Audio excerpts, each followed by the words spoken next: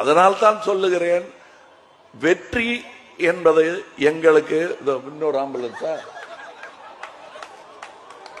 வழக்கமா கூட்டம் ஜாஸ்தி ஆயிருச்சுன்னா அது வரும். உள்ள ஆள் இருக்கான்னு பார்த்து அனுப்பிடுங்க. இருந்தா இன்னும் வேகமா வழிவிட்டு அனுப்புங்க, இல்லைனாலும் அனுப்பிடுங்க. ஏன்னா பேச விடாம சத்தம் போட்டுக்கிட்டே இருப்பாங்க இங்க. இல்லைங்க, இது ஏதோ நான் அவமரியாதையா அதுல ஒரு நோயாளி இருந்தா இப்படி எல்லாம் பேசலாமான்னு நாங்க பார்த்திருக்கோங்க.